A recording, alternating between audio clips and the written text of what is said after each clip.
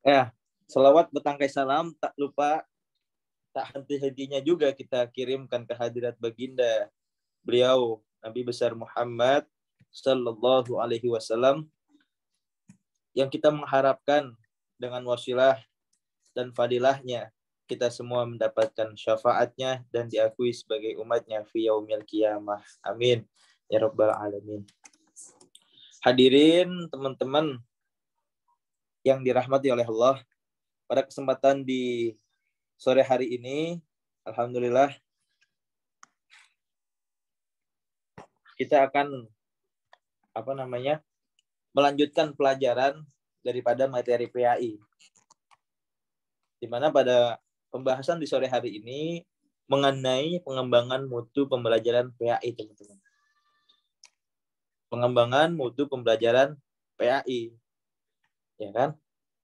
Di mana pendidikan agama Islam itu memiliki tujuan untuk meningkatkan keimanan, pemahaman, penghayatan, dan pengamalan peserta didik tentang Tuhannya. Seperti itu. Oleh karena itu, agar kita mencapai tujuan tersebut, mari sama-sama kita dengarkan pembahasan yang akan disampaikan oleh Zahratul Aini. Kepada beliau dipersilakan. Ya, terima kasih Saudara Adi. Baik teman-teman, kita akan membahas tentang pengembangan mutu pembelajaran PAI. Sebelumnya di sini tujuan rumusan masalah dari makalah kami yakni pertama, apa yang dimaksud dengan pengembangan mutu pembelajaran PAI. Kedua, apa saja tantangan pendidik dalam mengembangkan mutu pembelajaran PAI pada masa kini. Dan ketiga, apa prinsip dan pendekatan pengembangan mutu pembelajaran PAI.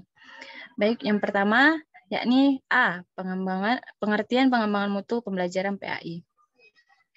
Di sini pengembangan mutu pembelajaran PAI ada 3 kata, yakni pengembangan, mutu, dan pembelajaran PAI. Pertama, yaitu pengembangan. Pengembangan menurut artian umum, yakni suatu usaha untuk meningkatkan kemampuan teknis, teoritis, konseptual, dan moral sesuai dengan kebutuhan melalui pendidikan atau latihan. Nah, dalam dunia pendidikan, pengembangan adalah suatu proses mendesain pembelajaran secara logis dan sistematis dalam rangka untuk menetapkan segala sesuatu yang akan dilaksanakan dalam proses belajar mengajar dengan memperhatikan potensi dan kompetensi peserta didik. Nah, jadi dapat disimpulkan bahwa arti pengembangan ini adalah suatu proses untuk menjadikan potensi yang ada menjadi sesuatu yang lebih baik dan berguna. Maksudnya, misal ada seorang murid yang mempunyai atau memiliki potensi untuk fotografer atau enggak menulis atau hal lain sebagainya, kita sebagai guru itu wajib ya, bisa dibilang wajib untuk mengembangkan potensi yang dimiliki peserta didik tersebut. Misal yang sudah ada, misal potensi menulis yang ada pada diri peserta didik itu dikembangkan menjadi ia bisa menulis, menerbitkan novel, dan lain sebagainya. Yang kedua yaitu mutu. Mutu dapat diartikan sebagai kadar atau tingkatan dari sesuatu. Menurut Pius dan Dahlan, bahwa mutu itu sama dengan kualitas, yang berarti baik buruknya suatu barang. Nah, dalam konteks pendidikan, pengertian mutu mengacu pada proses dan hasil pendidikan. Nah, yang dimana disebut proses pendidikan tersebut, ini yaitu ketika terlibat dalam proses inputnya, seperti bahan ajarnya yang dipresentasikan oleh guru tersebut gitu. Bahan ajar itu bisa bermutu ketika sudah mencakup tiga itu seperti kognitif, afektif, dan psikomotorik. Yang kedua itu metodologi. Metodologi yang disiapkan oleh pendidik itu juga harus bermutu, seperti bervariasi lah, sehingga peserta didik tidak bosan dengan hanya satu metode saja. Yang ketiga adanya sarana dan prasarana sekolah yang mendukung, dukungan administrasi, sumber daya lainnya, serta penciptaan suasana yang kondusif oleh guru. Yang ketiga, yaitu pembelajaran. Pembelajaran PAI merupakan suatu pembelajaran pada dasarnya merupakan suatu rekayasa yang diupayakan untuk membantu peserta didik agar dapat tumbuh berkembang sesuai dengan maksud dan tujuan penciptaannya. Jadi pastikan sebelum kita mengajarkan sesuatu kepada peserta didik, pasti ada tujuan pembelajarannya. Nah, disitulah arti pembelajaran gitu. Kita mengarahkan peserta didik tersebut untuk mencapai tujuan dari pembelajaran tersebut. Misalnya kayak sekarang kita tujuan pembelajarannya itu mengerti apa itu pengembangan mutu pendidikan. Jadi pendidik harus membantu peserta didiknya untuk mengarahkan ke tujuan tersebut. Jadi dari ketiga pengertian di atas, pengertian tersebut bisa dipahami bahwa pengembangan mutu pembelajaran PAI itu adalah usaha untuk meningkatkan kemampuan serta kualitas peserta didik dalam memahami dan merealisasikan pembelajaran PAI di kehidupan sehari-hari. Oke, kedua, next slide, Bang Salman. Tantangan masa kini pendidik terkait mutu pembelajaran PAI. Nah, di sini guru berkewajiban untuk memastikan apa yang dirancang dan direncanakannya relevan dengan kebutuhan dan perkembangan siswa. Dengan tugas ini, otomatis guru PAI menghadapi berbagai tantangan yang tidak mudah dalam upaya peningkatan mutu pendidikan PAI. Sebenarnya tantangan-tantangan atau permasalahan yang ada di masa kini itu sangat banyak ya teman-teman. Tapi di sini kami pemakalah hanya merangkumnya menjadi 3. Yang pertama, itu motivasi belajar PAI pada peserta didik yang relatif rendah. Nah, kenapa relatif rendah? Karena kebanyakan di sekolah-sekolah umum yang kita temui itu pembelajaran PAI ini masih dianggap sebagai pelajaran kedua setelah pelajaran umum, ya. Jadi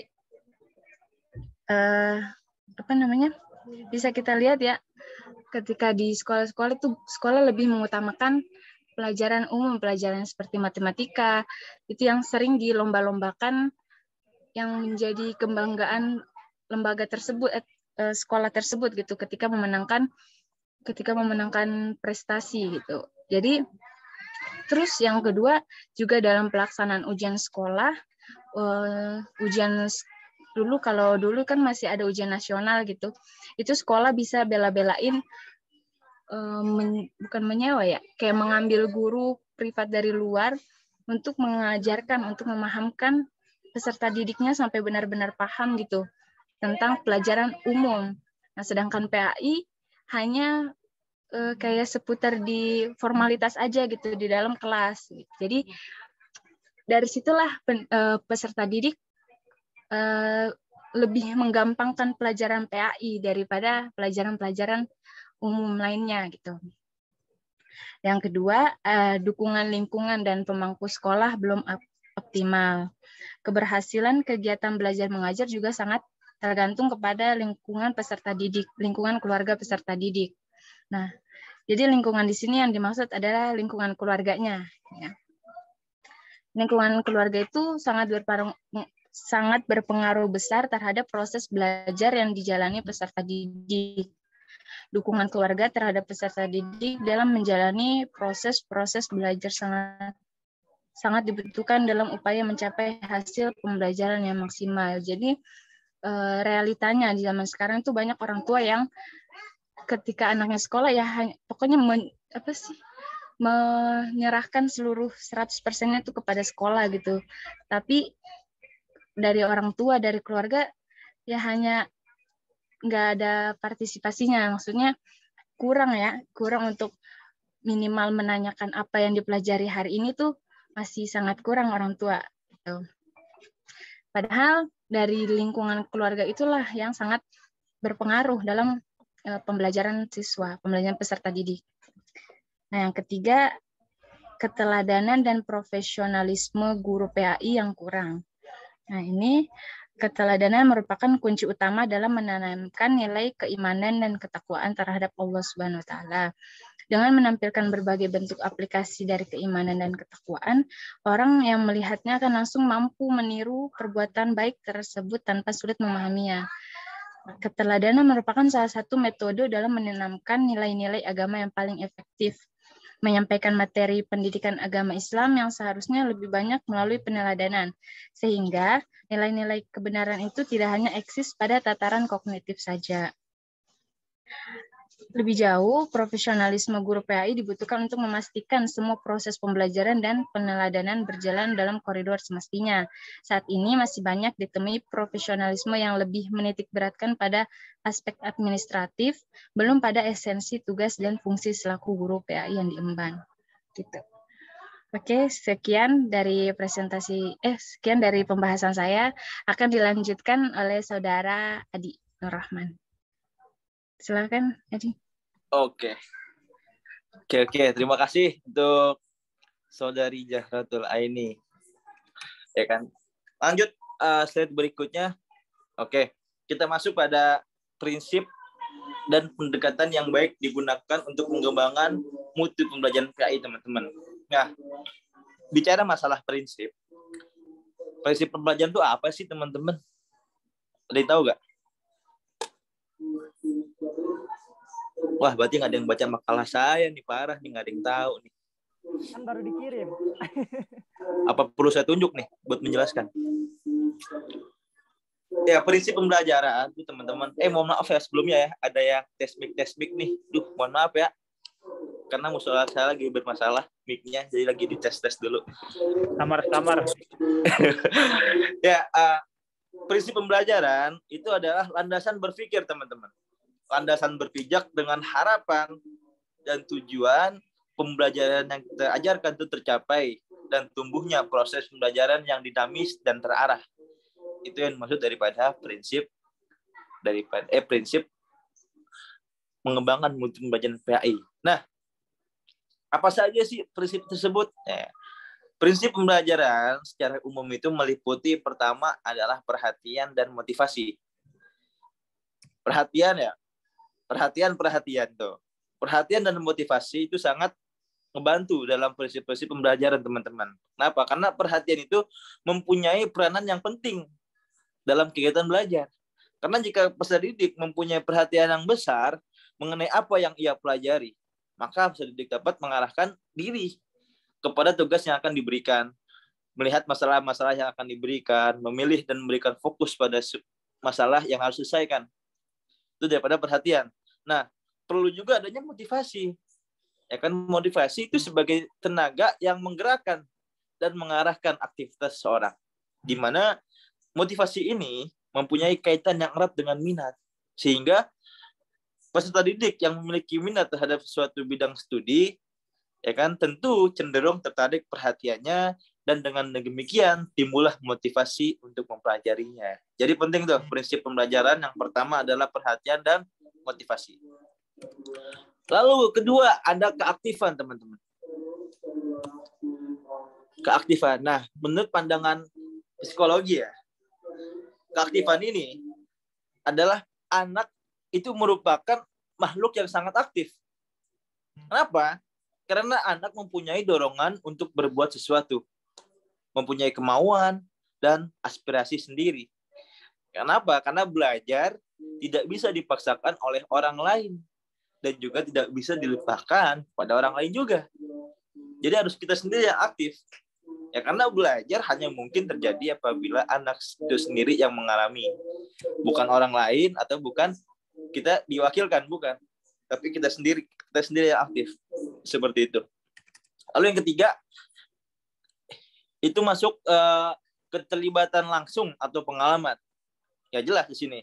Ya kan, prinsipnya pembelajaran agar tertingkatnya mutu, agar tujuannya terarah dan tercapai, itu harus ngalamin sendiri belajarnya. Bukan nyuruh orang lain untuk belajar atau bukan diwakilkan, bukan, tapi kita sendirilah yang belajar. Peserta didiklah yang belajar. Ya kan? Lalu pengulangan. Ya kan, pengulangan juga penting juga, teman-teman. Karena pengaruhnya itu sangatlah besar juga dalam prinsip pembelajaran. Karena bahan yang belum begitu dikuasai itu mudah dilupakan kalau nggak diulang-ulang. Makanya perlu pengulangan. Lalu berikutnya ada balikan dan penguatan. Ya, balik kelas penguatan ini juga sangat penting untuk dilakukan pada setiap peserta didik, teman-teman. Kenapa? Kok harus dilakukan sih? Kenapa? Karena ketika mereka melakukan suatu perbuatan yang berefek baik, maka mereka akan dengan sendirinya mengulanginya lagi tuh, kalau baik. Dan apabila mereka melakukan perbuatan yang berefek jelek, ya kan, maka mereka akan sendirinya meninggalkan. Tuh. Itu yang dimaksud dengan balikan dan penguatan. Ya kan, contoh misalkan nih, peserta didik mendapatkan hasil ulangan yang baik. Maka ketika mengetahui hasil ulangannya baik, mereka akan dengan sendirinya nih, wah belajar lagi dengan semangat, lebih giat lagi. Kenapa? Agar balik lagi tuh. Ya kan, biar ntar deh semester depan saya dapat nilai baik lagi. Tuh. Seperti itu. Lalu yang terakhir daripada prinsip mutu pembelajaran PAI adalah perbedaan individual. Jelas di sini teman-teman. Ya kan? Karena peserta didik itu adalah makhluk individu yang unik, yang mempunyai ciri khas masing-masing. Tentunya ya kan, beda kepala, beda isi, beda pemikiran pula. Beda tabiat, beda karakter. Tuh. Makanya perbedaan individual masuknya sini. Beda bakat, beda hobi, tingkah laku, beda semuanya lah. Udah beda kepala, udah pasti beda semuanya. Bahkan hatta orang kembar ya. Orang kembar aja tuh, walaupun dia kembar, muka kembar, saya ini kembar, pasti ada beda. Perbedaan individual. Nah, itu kan prinsip teman-teman. Sekarang masuk ke macam-macam pendekatan yang bagus untuk PAI nih. Itu ada beberapa pendekatan ya. Di sini di makalah yang kami lampirkan itu ada 5 pendekatan. Di mana pendekatan yang pertama adalah pendekatan filosofis.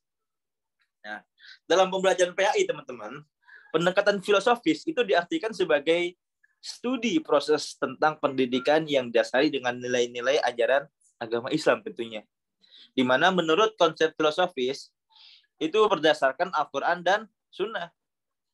Yang mana tujuan pendekatan ini ya dimaksudkan agar siswa dapat menggunakan pemikiran rasio seluas-luasnya sampai titik maksimal dari daya tanggapnya, sehingga siswa terlatih untuk terus berpikir dengan menggunakan kemampuan berpikirnya. Itu merupakan pendekatan filosofis. Lalu berikutnya teman-teman ada pendekatan induksi dan deduksi, di mana pendekatan induksi dan deduksi ini tujuannya ya kan dapat membedakan terletak pada sifat kekhususan dan keumuman. Jadi bisa ngebedain nih, wah ini yang secara khususnya seperti ini, secara globalnya seperti ini. Itu yang dimaksud dengan pendekatan induksi dan deduksi. Ya kan, di mana dengan sama-sama membimbing siswa agar dapat mengambil kesimpulan dari berbagai persoalan analisis yang ada gitu kan. Dengan adanya pendekatan induksi dan deduksi ini, kita mampu mengambil kesimpulan gitu kan. Oh, ini permasalahan yang secara khusus seperti ini. Permasalahan yang secara umum seperti ini. Seperti itu. Lalu yang ketiga, ada pendekatan sosio-kultural. Nah, apa sih teman-teman pendekatan sosio-kultural? Kalian udah pernah dengar belum? Sosio-kultural. Ya mungkin beberapa teman-teman udah pada dengar ya. Apa sih pendekatan sosio-kultural? Nah, pendekatan ini teman-teman perlu diketahui itu bertumpu pada pandangan bahwa manusia adalah makhluk yang bermasyarakat dan berkebudayaan. Sehingga manusia ini ya dipandang sebagai homo socius, bukan homo seks ya, tapi homo socius. Dan juga sebagai homo sapien. Ya mungkin dulu pelajaran-pelajaran IPS pernah dibahas lah, apa sih homo socius, apa sih homo sapiens. Ya kan? Di mana dalam kehidupan bermasyarakat dan berkebudayaan, ya kan, pendekatan ini sangat efektif teman-teman. Sangat efektif pendekatan ini. Karena dalam pendekatan ini itu dapat membentuk sifat kebersamaan di dalam lingkungannya. Tuh. Ya kan? Baik di sekolah maupun di masyarakat, teman-teman. Nah, perlu diketahui juga nih, pendekatan sosiokultural itu memiliki pola yang ditekankan pada aspek tingkah laku, di mana kita sebagai calon guru nih, hendaklah dapat menanamkan rasa kebersamaan. Apa? Biasa kita orang ngomong solidaritas. Solid nih. keep solid ya kan, biasanya anak-anak SMA, STM aja. Dan siswa dapat menyesuaikan diri baik dalam individu maupun sosialnya. Seperti itu. Jadi gurunya pun juga ngajarin juga nih kebersamaan tuh gimana, ngedidiknya gimana gitu kan. Dan yang keempat adalah pendekatan fungsional, teman-teman. Nah, pendekatan fungsional itu bisa kita kaitkan dengan pendidikan Islam. Ya kan, di mana pendekatan ini adalah penyajian materi pendidikan Islam dengan penekanan pada segi kemanfaatannya bagi siswa dalam kehidupan sehari-hari. Jadi jelas, ya kita ngambil pendekatan fungsional yang ilmu hal yang ketika disampaikan itu langsung difungsikan, diamalkan, seperti itu. Lalu yang terakhir, pendekatan pembelajaran PAI untuk meningkatkan mutunya adalah pendekatan emosional, teman-teman. Nah, siapa nih sini yang sering emosian nih? Pasti kaum Hawa nih. Yang nyengir, dia yang sering emosi. Oke, jangan nyengir. Iya, yang pakai masker aman nih, nggak ketawa nyengir. Ya, pendekatan emosional, teman-teman. Itu secara bahasa adalah menyentuh perasaan tuh. Emang sih, namanya cewek kan dikit-dikit tersentuh, asik, itu emosional. Ya kan? Dan juga mengharukan, teman-teman. Menyentuh perasaan dan mengharukan. Itu secara bahasa. Makanya cewek tuh sering terharu, sering itu perasaan. Berarti jelas tuh, itu cewek emosionalan. Canda. Lalu yang kedua, secara terminologi, teman-teman. Emosional secara terminologi adalah pendekatan yang mana usaha untuk menggugah perasaan dan emosi dalam meyakini, memahami, dan menghayati ajaran. Itu pendekatan emosional. Nah, cuma kita kaitkan dengan hal ini, pembelajaran PAI adalah usaha untuk menggugah perasaan dan emosi siswa dalam meyakini, memahami, dan menghayati ajaran agamanya. Itu pendekatan emosional. Jadi dia diarahkan untuk, ya ini agama Islam, ya kan PAI, pendidikan agama Islam. Kita arahkan agar mereka ada berusaha untuk memahami, menghayati, meyakini daripada ajaran agamanya. Seperti itu sih. Ya kan, yang diharapkan melalui pendekatan ini, teman-teman, setiap peserta didik selalu berusaha untuk membakar semangat, ya kan, atau biasa disebut dengan apa? Giroh, ya kan, girohnya dibakar nih, ya kan, agar anak didiknya melaksanakan ajaran-ajaran agama yang sesuai dengan tuntutan Al-Quran dan Sunnah, memberikan sentuhan rohani kepada anak didik yang diyakini sangat besar kontribusinya, teman-teman, dalam memicu dan memacu semangat mereka dalam beribadah dan menuntut ilmu. Seperti itu. Jadi ya, kita juga nih yang bakar semangat mereka nih. Ayo ngaji. Kenapa sih ngaji? Kenapa kita harus menuntut ilmu? Kenapa kita harus belajar agama? Nah, kita kasih tuh sentuhan-sentuhan rohani agar mereka juga, wah nih dia nih, saya harus belajar nih, saya nggak bisa nih, saya harus belajar nih. Tugasnya apa? Ya, tugas kita nih. Dengan cara pendekatan emosional, kita arahkan mereka agar mereka terus meningkatkan girohnya, agar rajin dan semangat untuk menuntut ilmu. Berkhusus ilmu agamanya. Saya seperti itu, teman-teman, pembahasan pada hari ini. Barangkali teman-teman dari yang telah saya dan saudara-saudari Jahatul Aini sampaikan ada sanggahan atau tambahan, silahkan boleh dipaparkan. Mungkin yang lagi makan boleh tawar-tawarkan kali ya. Enggak im aja nih kayaknya nih. Makalah aus nggak ditawar-tawarin. Colek koko.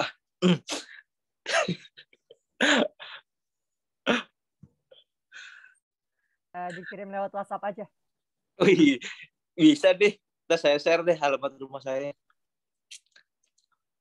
Boleh di... Ini Pak Sarul belum masuk ya? Dan Adi. Pak Sarul belum masuk ya? Belum. Oke lah. Ya, kalau nggak ada pertanyaan boleh saya sudahi nih. Ada yang mau bertanya, silakan. Dia sih bilang, oh iya, ini udah balas nih. Ya Mas, silakan. Saya baru sampai rumah. Gitu. Khawatir. Udah Pak, istirahat aja Pak. Istirahat dulu aja Pak. Istirahat dulu Pak. Tenang aja Pak, istirahat dulu Pak. Silakan, mungkin dari pemaparan pemakalah ada pertanyaan. Iya, silakan, ada yang mau ditanyakan, monggo. Sanggahan ya Pak Adi ya? Iya, gimana? Silakan. Antum sanggahan tentang emosional. Mungkin yang wanita nggak setuju gitu. Itu just kidding. Ya, silakan. Just kidding. Cuma sih kalau dikaitkan sih ya masuk aja sih. Iya. Karena kan cewek satu dia selalu menggugah perasaan itu kan. Terus juga cewek kan mengharukan juga kan, wah terharu lah cewek-cewek cakep nih, idih terharu sekali. Dan juga emosional juga gitu. Karena biasanya cewek-cewek cakep tuh gampang marah-marah man. Biasanya. Ini kuliah atau pembelajaran peranikan? Iya. Makanya cewek-cewek jangan cakep-cakep deh. Suka emosi kadang. Galak. Tuh ya, nyengir-nyengir aja. Nyengir-nyengir tuh pasti ngerasa tuh. Oke. Silakan tadi dari pemaparan pemakalah kalau ada pertanyaan bisa disampaikan dari teman-teman semua. Ada Megazen, Reza, Fitriani, Putri Novianti, Monika Fitri, dan lain lagi. Boleh disampaikan, silakan.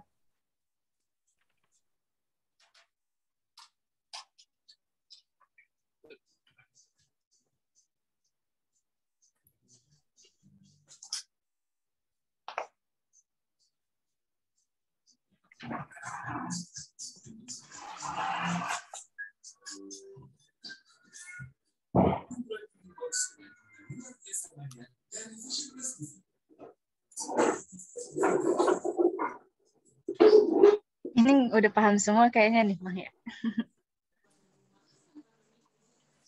Ayo Fitri, Wati biasanya mau nanya.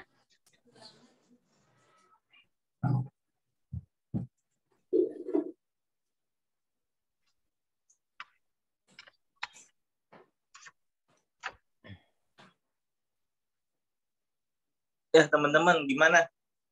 Ada yang ingin ditanyakan masalah pendekatan, prinsip, dan pengertian daripada mutu pembelajaran PAI.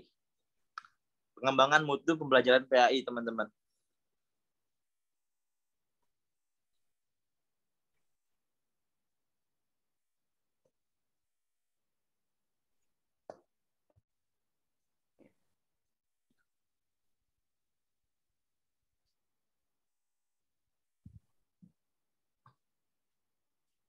Oh ya teman-teman, kalau nggak ada yang nanya, ya kita cerita-cerita dulu aja kali ya, isi waktu nih. Sembari nunggu. Mau bertanya dong? Ya, silahkan Bang Ilyas. Silakan. Oh, baru saya mau cerita, udah ada mau nanya aja nih, nggak jadi cerita deh. Ya silakan Bang Ilyas. Gimana Bang Ilyas? Boleh.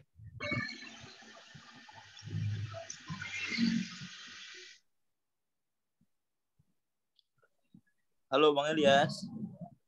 Halo. Ya gimana Bang Ilyas? Pertanyaannya boleh. Tadi kan pengembangan materi PAI ya? Ya, pengembangan mutu pembelajaran PAI Bang Ilyas. Oh, mutu ya. Ini. Pertanyaannya dari sisi apa pemateri tahu bahwa pengembangan mutu. Bang Ilyas, mohon suaranya dibesarkan Bang Ilyas. Alafu. Dari segi apa? Ya, maksudnya dari segi apa dan sejauh mana seorang peserta didik itu mampu mengembangkan suatu materi pembelajaran. Langsung, apakah dia dikatakan sukses dalam pengembangan itu dilihat dari apa? Karena kalau kita lihat itu seorang pendidik yang sukses adalah yang bisa mengembangkan materi belajar itu. Nah, dilihat dari apanya gitu. Ini kan berbicara tentang mutu ya. Mutu ada kaitannya tentang kualitas.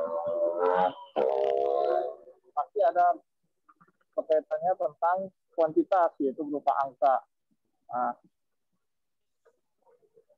sejauh mana pendidik dalam ini memberikan materinya ini sukses kepada peserta didiknya atau muridnya, baik di kelas ataupun di luar kelas gitu. Saya belum ini maksudnya mutunya ini tadi kan dijelaskan bahwa setiap orang beda apa segala macam. Nah, apa goalnya gitu? Si belajar bahwa keberhasilan seorang peserta didik ini itu diajarkan oleh pendidik, yaitu seorang guru. Itu saja. Terima kasih. Oke. Berarti kesimpulannya pertanyaannya gini ya Bang Ilyas. Bagaimana sih standarisasi bahwasanya itu pendidik dibilang sukses dalam mendidik peserta didiknya gitu ya? Bukan standarisasi, kalau standarisasi kan ada acuan gitu kan. Iya, Ini dapatnya Mutu ya, kan Bang Ilyas, ya. melihat apa namanya Mutu. Nah, mutunya kalau standar kan ketetapan. Oh Kalau iya. standar kan pasti mutunya ditetapkan oleh sekolah. Nah, gitu kan. Itu bagaimana gitu. Kalau dari sekolah udah jelas gitu loh. Mutunya seperti ini. Dulu dituntun harus begini gitu kan. Nah, ya oke. gitu. Jadi di sini mutu seorang pendidik itu bisa dibilangkan berhasil dalam mengembangkan kepada peserta didiknya gitu ya? Iya, mengembangkan materi pembelajaran. Oke, siap. Dapat dipahami. Oke, teman-teman, ini bagaimana pertanyaan dari saudara Bang Ilyas? Bagaimana sih mutu, ya kan? Mutu seorang pendidik itu mampu mengembangkan materi yang disampaikan oleh peserta didiknya, ya kan? Sehingga peserta didiknya dapat mengembangkan materi yang telah diajarkan gitu.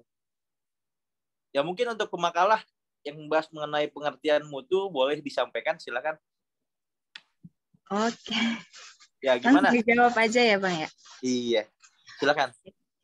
Ini Bang Ilyas, dalam konteks pendidikan itu mutu mengacu pada proses dan hasil pendidikan tersebut. Jadi, proses pendidikan itu dilihat dari mananya? Dilihat dari bahan ajar yang guru sampaikan kepada peserta didik. Itu sudah mencakup kognitif, afektif, dan psikomotoriknya atau tidak gitu. Terus kedua, metodologinya yang disampaikan ke peserta didik. Guru tersebut mampu gak membuat metode pembelajaran yang bervariasi gitu, nggak hanya satu metode aja gitu. Terus kedua, sarana dan prasarana sekolah. Terus selanjutnya itu adanya terus sumber daya lainnya, penciptaan suasana yang kondusif oleh guru. Terus selanjutnya itu dilihat juga dari hasil pendidikan. Setelah itu kan tadi proses input pelajaran gitu ya. Nah, terus kedua itu dilihat dari hasil pendidikannya juga, dari hasil nilai-nilai ulangan misalnya, latihan dan lain sebagainya. Begitu Bang Ilyas.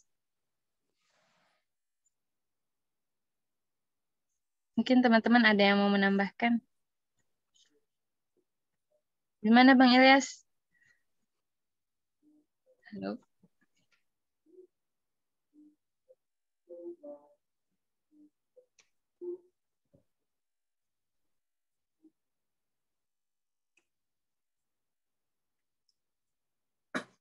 Ya cuman saya tambahin dikit ya. Di sini ketika kita ingin itu kan baru prinsip dan peningkatan agar teman-teman agar materi atau penyampaian yang kita sampaikan itu tercapai gitu kan, tujuan pendidikan itu tercapai gitu. Di antaranya dengan mutu-mutu ya tadi tuh yang dijelaskan, ada pendekatan, ada prinsip gitu kan. Itu kiat-kiat agar mencapai ke sana gitu kan. Kiat-kiat agar peserta didik kita mencapai ini apa yang kita sampaikan itu tercapai gitu. Cuman balik lagi, kalau kita melihat dari sisi peserta didiknya nih, ya kan, itu beda-beda lagi kan. Nggak satu kelas itu ketika kita sampaikan bisa paham semua, belum tentu gitu. Ada yang pahamnya ketika itu, ya kan, ada yang ketika nanti, ada yang ketika udah tua baru paham, ya kan, macam-macam. Karena perbedaan individual gitu. Maksudnya di sini makanya tidak sampaikan ya perbedaan individual juga termasuk kepada prinsip teman-teman. Karena kita nggak bisa menyamaratakan semua daripada peserta didik kita di kelas itu sama semua, nggak bisa. Kenapa? Karena beda perbedaan individual, beda kepala, pasti beda karakter, beda bakat, dan lain sebagainya. Seperti itu, teman-teman. Dan untuk mengharapkan materi yang kita kembangkan itu tercapai, ya dengan cara kita mengikuti mutu-mutu yang telah ada gitu kan, atau dengan cara kita masing-masing juga nggak apa-apa gitu, menurut saya. Gitu. Ya mungkin teman-teman silahkan ada yang mau disampaikan atau ditambahkan. Mungkin bagi teman-teman yang udah jadi guru-guru nih, ya kan, yang udah berpengalaman juga untuk ngajar dan terjun di kelas gitu kan, boleh di-share itu gimana sih cara menyampaikan materi yang kalian punya nih, transfer ilmunya tuh bagaimana gitu kan, sehingga anak-anak tuh jadi paham gitu kan. Kan pasti butuh juga nih mutu ya kan, agar pembelajaran tercapai. Ya, boleh teman-teman silahkan.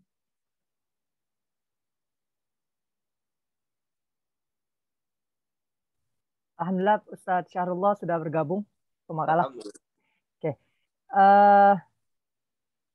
Sedikit sharing aja ya. Tadi kalau untuk sebenarnya saya pribadi belum catch tentang konten yang ditanyakan gitu ya. Tapi kalau tadi yang Saudara Adi sampaikan, mungkin ini bisa sedikit tambahan dari saya berkaitan dari pengembangan saat kita proses pengajaran di kelas. Tentu kan kita punya standar yang kita udah menjadi acuan, yaitu di apa namanya, di RPP biasanya ya. Nah, tapi di dalam prosesnya sebagai seorang pendidik PAI, kita juga memahami atau mengajarkan tentang konteks, atau mungkin juga bisa konteks pada saat itu juga keterkaitan dari tantangan yang terjadi pada saat itu. Nah, mungkin itu bisa jadi cara ya pendidik untuk meningkatkan kualitas pemahaman kepada peserta didik. Karena kan kalau diajarkan sesuai dengan konteks tuh lebih greget gitu, karena anak secara konkret melihat mungkin permasalahan tersebut atau mungkin yang sedang terjadi gitu. Menurut saya seperti itu dalam mengembangkan atau meningkatkan pemahaman peserta didik, terutama penguatan dalam pembelajaran PAI. Mungkin nanti bisa ditambahkan oleh teman-teman yang lain. Ya, terima kasih Salman atas sharingnya. Itu teman-teman yang lain, monggo silahkan. Ya, sebelumnya saya mulai, mohon maaf saya agak terlambat. Saya baru sampai rumah ini, kebetulan kehujanan di jalan ya, dari tempat salat asar di Asyafiyah. Nah, selepas itu hujan. Tadi udah nggak mau pakai mantel, akhirnya pakai mantel juga ya, terus hujan nggak berhenti-berhenti. Ya baru belum lama lah. Tadi saya udah mohon izin sama Mas Salman, bilang ya cukup lelah juga. Ya, gitu. Ya, alhamdulillah bisa sampai rumah. Ya, intinya hari ini kita membahas tentang penguatan pembelajaran, penguatan mutu ya, penguatan mutu pembelajaran PAI. Nah, teman-teman yang harus dipahami, di sini ada 3 hal penting yang harus jadi catatan. Yang pertama kita bicara tentang mutu, terus yang kedua bagaimana mengembangkan mutu, yang ketiga adalah pembelajaran PAI. Jadi 3 hal ini menjadi penting. Jadi yang perlu menjadi catatan pemakalah hari ini, yang pertama adalah kita bicara tentang mutu. Sesungguhnya yang namanya mutu itu apa sih? Yang namanya mutu kan tidak pernah terlepas dari yang namanya kualitas. Nah, sekarang teman-teman bisa merasakan sendiri bagaimana kualitas pembelajaran pendidikan agama Islam yang selama ini didapat atau yang selama ini pernah dapat. Ya, bicara tentang mutu pembelajaran PAI. Jadi teman-teman bisa merasakan bagaimana tenaga pendidik dalam hal ini guru agama menyampaikan materi pembelajaran, gitu, ya. Dan ngomong-ngomong udah PPL apa belum nih? Belum ya? Masih mikro, mikro teaching di masih kelas mikro teaching. 1. Oke. Mikro teaching. Makanya tadi pemakalah sempat bicara tuh teman-teman yang udah terjun di dunia pendidikan bagaimana tuh? Sebenarnya sih bukan terjun ya, ngajar lah. Gitu. Kalau terjun kelewatan ntar lagi. Ya, tentunya masing-masing punya persepsi yang berbeda. Karena teman-teman ada yang ngajar di TPA barangkali, ada yang di TK, ada yang di SD, ada yang di MI, ada yang di Madrasah Sanawiyah, ada yang di Madrasah Aliyah, atau ada yang di SMA. Nah, masing-masing tipologi murid ini kan juga tentu berbeda. Gitu. Tapi tantangan kita sebenarnya kalau teman-teman perhatikan secara seksama, dalam proses pembelajaran itu kan nggak pernah lepas dari tiga ranah penilaian yang selalu kita sampaikan, bahwa ranah penilaian itu ada yang sifat kognitif, ada yang afektif, ada yang psikomotorik, gitu ya. Kalau untuk sekarang itu bahwa untuk menilai sebuah materi pembelajaran itu kognitifnya disebut dengan knowledge, kemudian afektifnya disebut dengan aptitude, kemudian yang ketiga psikomotorik itu disebut dengan skill. Nah, masing-masing mempunyai karakter, mempunyai ciri khas, gitu. Nah, makanya yang kedua yang perlu jadi catatan teman-teman bahwa ketika pembelajaran pendidikan agama Islam disampaikan, tentu masing-masing punya ciri yang berbeda. Ketika pembelajaran pendidikan agama Islam diajarkan di sekolah umum, maka dia akan beda, ya, kulturnya, karakter peserta didiknya dengan materi pembelajaran pendidikan agama Islam yang diajarkan di madrasah, gitu. Dari mata pelajarannya itu sudah berbeda. Kalau di madrasah itu dibagi dengan 4 mapel, yaitu Kurdis, Akidah Akhlak, Fikih, sama SKI. Kemudian kalau ketemunya di sekolah umum, maka yang diajarkan adalah bidang studi pendidikan agama Islam. Nah, dari sini ya, teman-teman juga sudah punya mengenali itu karakter peserta didik itu sendiri. Dan nanti insya Allah ketika teman-teman sudah sampai kepada PPL, Micro Teaching 2, akan bisa merasakan tuh, gitu. Jadi kalau selama ini Anda menjadi murid, nanti suatu saat Anda akan menjadi guru. Nah, kira-kira rasanya jadi guru gimana? Gitu, ya. Jadi guru itu adalah salah satu profesi yang profesi itu sangat luar biasa sekali. Kenapa saya katakan sangat luar biasa sekali? Karena investasinya sangat luas. Saya tidak berbicara lebih lanjut lah berkait dengan hal itu, tetapi bagaimana mutu pembelajaran pendidikan agama Islam itu ya betul-betul dapat tersampaikan dengan baik. Jadi sekarang gini yang sederhananya. Selama ini kan kalau kita mengajar yang kaitannya dengan 3 ranah itu kognitif, afektif, dan psikomotorik, terus terang materi pembelajaran itu ranahnya itu pada ranah kognitif satu, kedua kaitannya cuma hanya penjelasan-penjelasan yang sifatnya normatif. Gitu. Yang sifatnya normatif, norma aja, gitu. Pokoknya judulnya knowledge aja, ilmu pengetahuan. Padahal lebih daripada itu, harusnya kan ada pembentukan sikap dan perilaku. Gitu. Contoh lah yang paling gampang. Ketika kita mengajarkan tentang ibadah sholat, kan bukan hanya berhenti kepada ibadah sholat itu sendiri. Gitu. Maksud saya gini loh, kalau teman-teman menjelaskan tentang ibadah sholat, bahwa ibadah sholat itu isinya adalah doa. Betul, sholat itu isinya doa. Tapi kalau lebih daripada itu, teman-teman bisa lebih mengembangkan bahwa yang namanya ibadah sholat itu adalah aqwalun, gitu. Ada aqwal di situ, ya. Ada perkataan yang diucapkan dalam ibadah sholat, kemudian ada af'alun, ada perbuatan, gitu ya. Ada perkataan, ada perbuatan. Perkataan-perbuatan sesuai dengan rambu nggak? Nah, Ya, sekarang kira-kira kalau perkataan dan perbuatannya melanggar rambu, boleh apa enggak?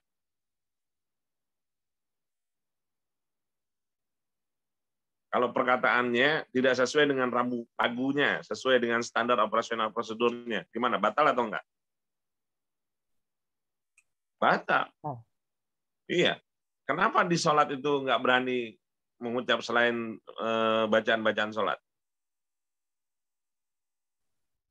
Karena udah ada standarnya, Ustaz. Ada standar. Harusnya seyogianya nilai ya ibadah sholat yang baik itu di luar ibadah sholat sekalipun harusnya perkataannya, perbuatannya sesuai dengan rambu yang telah ditetapkan. Karena di situ ada aqwalun, ada af'alun, muftatahatun bitakbir, diawali dengan takbir, ada hubungan vertikal kepada Allah Subhanahu wa taala gitu ya. Kemudian ada wa muftatamatun bitaslim dan diakhiri dengan salam. Ada hubungan horizontal yang berkait dengan hubungan dengan manusia. Artinya apa? Harusnya di luar ibadah sholat, perkataannya baik, perbuatannya pun baik. Itu yang saya maksud bahwa bagaimana pengembangan mutu pembelajaran pendidikan agama Islam dikembangkan dengan narasi-narasi yang tidak hanya sifatnya naratif, tetapi bagaimana implementatifnya, gitu, ya. Jadi jangan hanya sekedar ungkapan-ungkapan semata gitu ya. Jadi dalam sebuah proses pembelajaran pendidikan agama Islam benar-benar harus sampai kepada target penguatan mutu itu sendiri. Maka di luar ibadah sholat sekalipun, maka dia omongannya terjaga, perbuatannya juga terjaga, dia tahu benar bahwa ada kaitannya dengan hablum minallah, ada kaitannya dengan hablum minannas. Kalau itu terlanggar, maka tidak menjadi sebuah kebaikan.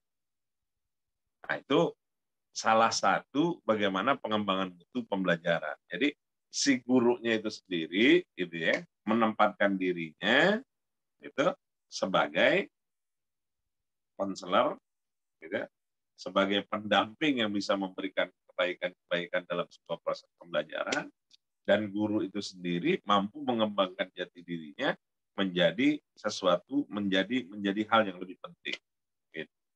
Nah, ini kaitannya dengan ibadah sholat. Nah, kalau kaitannya dengan ibadah puasa yang akan kita lakukan besok beberapa hari ke depan itu kan bukan hanya sekedar pembelajaran ibadah puasa. Jadi kalau ibadah puasa secara bahasa itu adalah al-imsak, menahan. Sekarang apa sih yang ditahan? Gitu. Kalau hanya menahan al-imsak minal akli wasyurbi, semua orang bisa. Bocah kecil juga bisa, minal akli wasyurbi. Tapi yang jarang bisa itu adalah wajami ilmuftirat, segala sesuatu yang membatalkan ibadah puasa. Nah, inilah barangkali yang harus diberikan penjelasan secara utuh gitu ya kepada siapapun termasuk pada peserta didik, bagaimana penguatan nilai, bagaimana penguatan statement, bagaimana penguatan interaksi di dalam proses pembelajaran itu memberikan kesan yang utuh gitu, terhadap peserta didik. Itu barangkali salah satu tambahan yang saya berikan. Silakan kalau masih ada yang didiskusikan. Sudah berapa pertanyaan ini?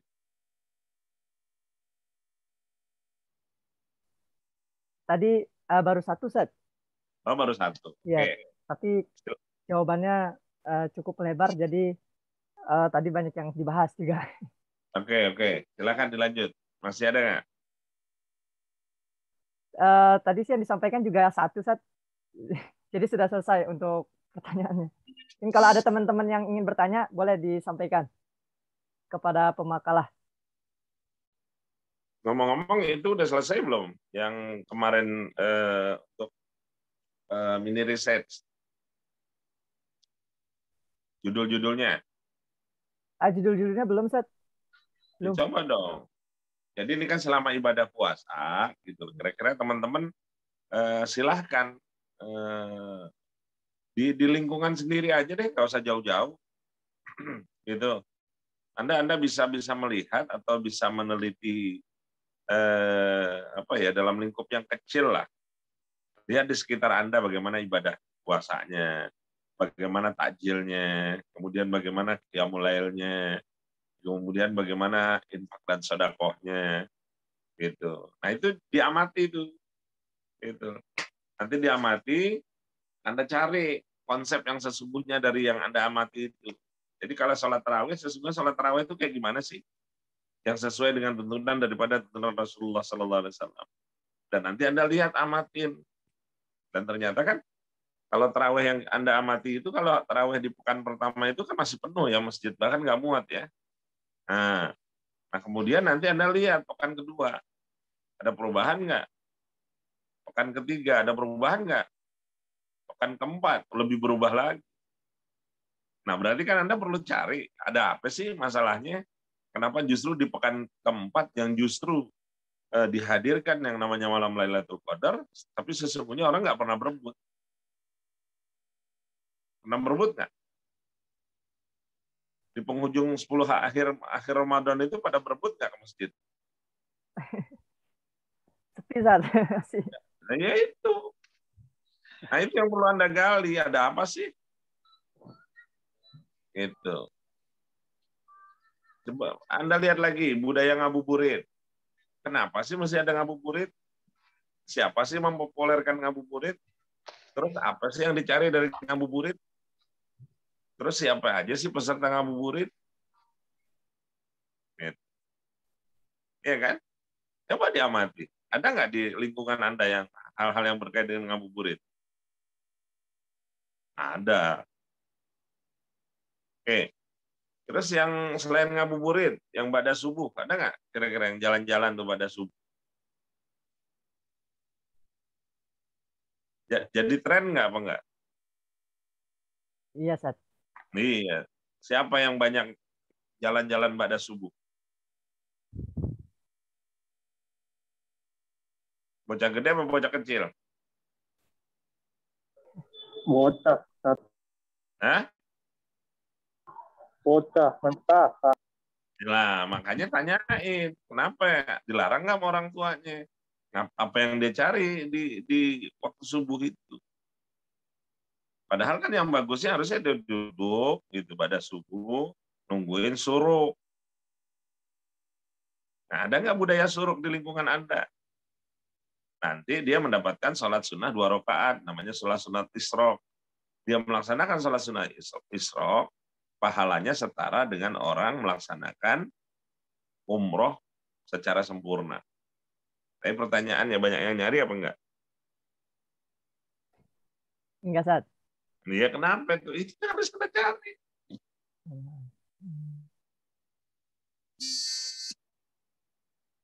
Ya. Maaf, Sat. Ini jadi teknisnya kita per individu, Sat. Buat ini risetnya atau? Sebentar ya, sebentar. Iya, baik. Sebentar.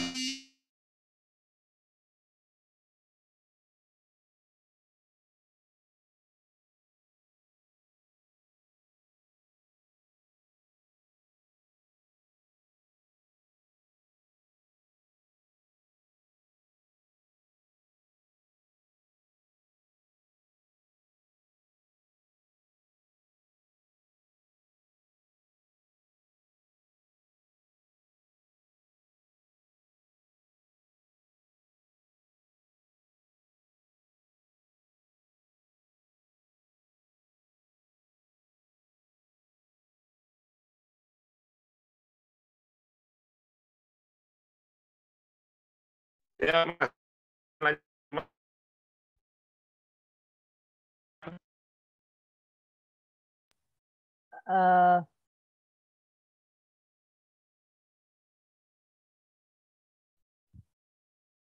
Gimana? Ini, Ustaz, tadi kan Antum sampaikan di lingkungan masing-masing, berarti ini per individu, Ustaz, ya? Ini risetnya? Iya, individu aja, nggak apa-apa. Ya kalau mau lebih kecil, mau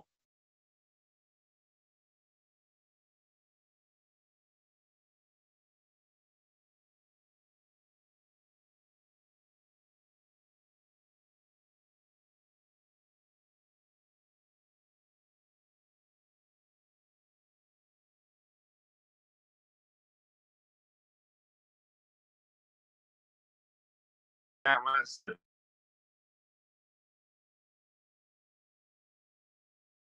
Halo. Ya, Ustaz, sudah balik. Tadi terpental.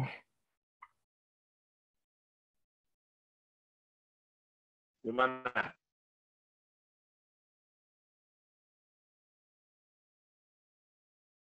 Putus-putus, Mas. Iya, saat putus-putus. Masih.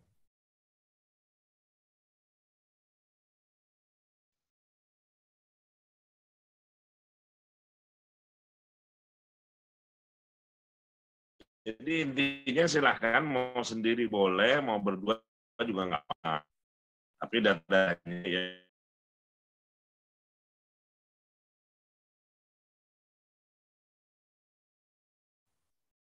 Keputus lagi nih, keputus lagi.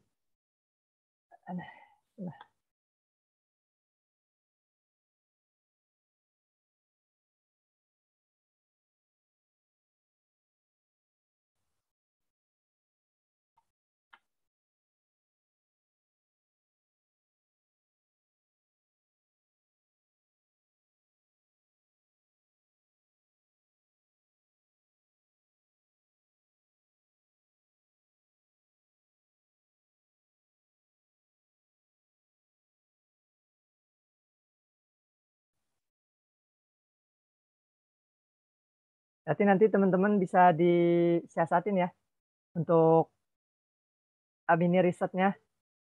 Disiapkan aja judul-judulnya masing-masing. Kalau masih ada yang bingung, saling berkabar di grup ya, biar bisa saling paham, biar bisa ngerjain juga semuanya. Ya Fitri ya, oke, siap, siap. Saling berkabar aja terkait mini riset. Kemungkinan dibuat laporan juga ya, laporan tertulis gitu. Cuman saya belum paham ketentuan-ketentuannya gitu. Apakah formal banget kayak, kan karena belum dapat formatnya gitu ya. Nggak dikasih tahu formatnya.